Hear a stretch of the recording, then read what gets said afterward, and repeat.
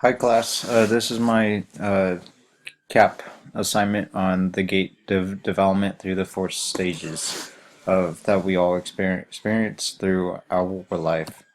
The four stages of gait development are early childhood, adulthood, and older adulthood.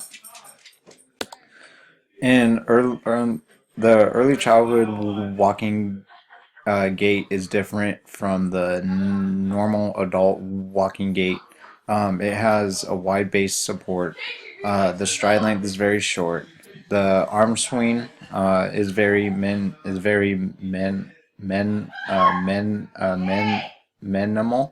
and is kept and the the child keeps their arms near their abdomen.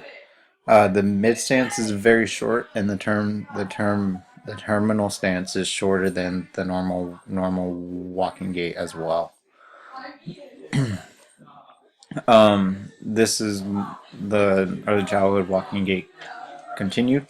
The pre-swing initial swing is short, and the child is off balance because they're still in the beginning stage of learning how to walk, so their balance isn't quite there yet. The initial swing, mid swing, is short and off balance because again they're still learning how to walk. And the late mid swing terminal swing is short and off balance. As they start to learn how to walk and everything, then their balance will become more natural. And as they grow older, and they will learn how to balance better. In the early childhood stage, one abnormality is learning how to walk before crawling. This actually happened with me. I've actually learned how to crawl before I actually learned how to walk before I crawled, and I do have a stuttering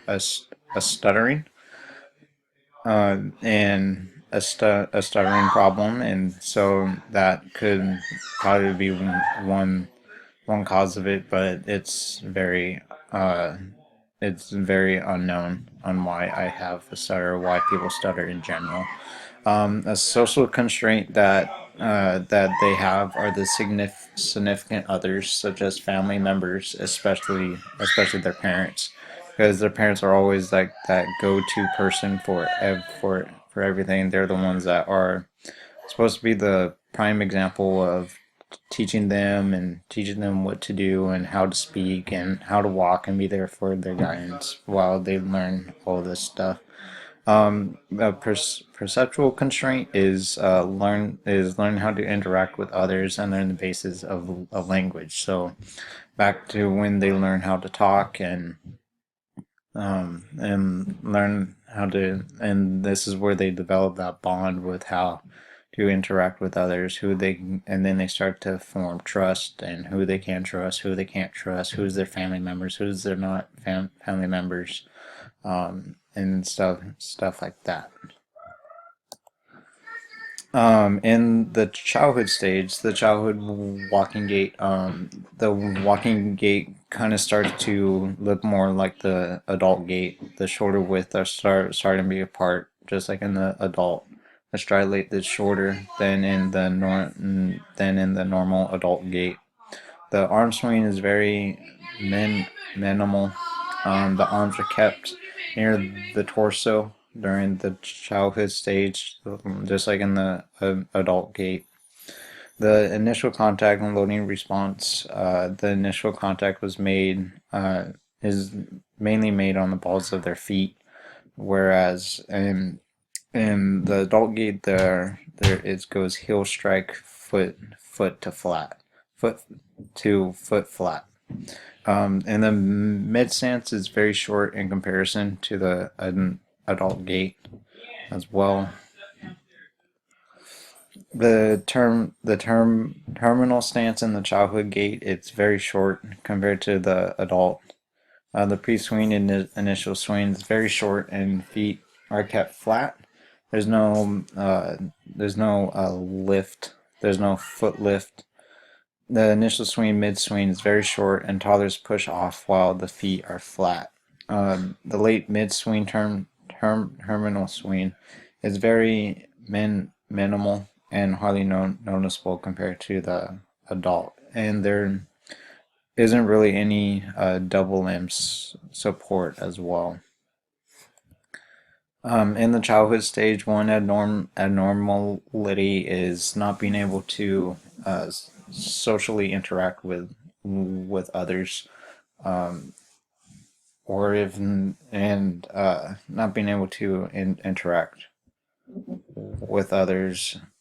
Social constraint is participating in gender role stereotyping activities. Perceptual constraint, children who see them having low attributes will most likely not participate in physical activities. In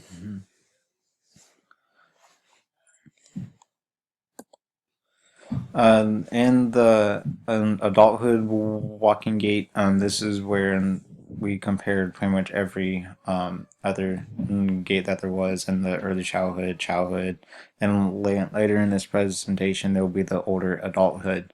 In the adulthood walking gait, the base of the support is it has proper base support with the legs being shoulder width apart, creating enough balance. The stride length is proper stride length. It's not too short, not too long.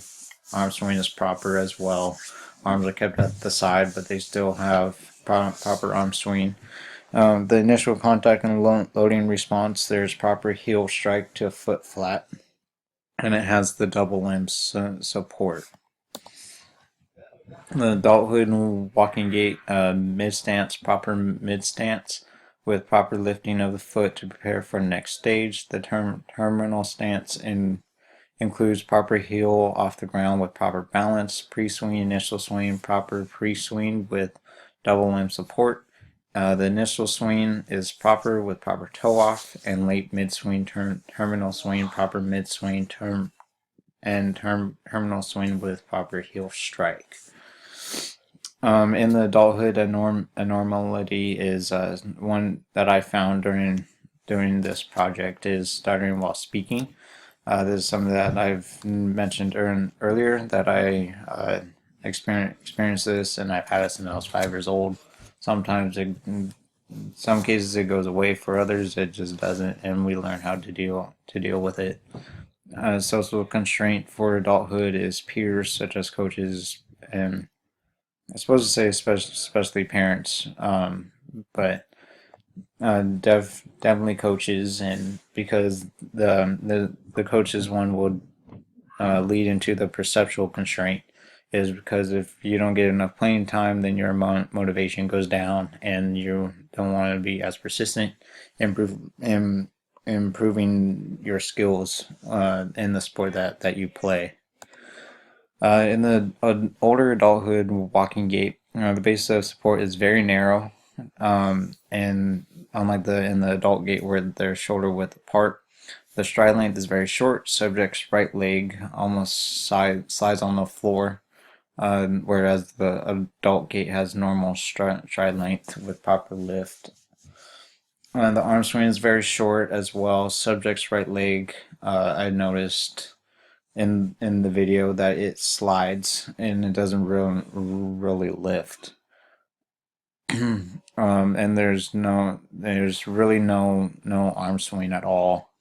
The initial contact is there's no loading response, and the right leg just slides throughout the whole process.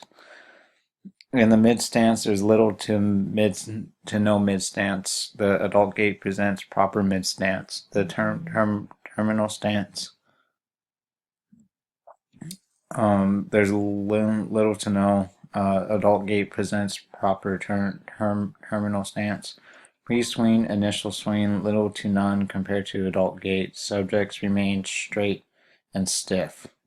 There's really no bend at all in her legs. The initial swing, is little to none. The subject's feet appear look like they slide on the floor with very minimal lifting of the foot. And in the and there's in the late mid swing terminal swing phase, there's little to late mid swing, little to none. It's supposed to say mid swing terminal swing, feet barely lift off the floor. Like I said, throughout the whole process. In the older adulthood, the abnormality that I found is having depression.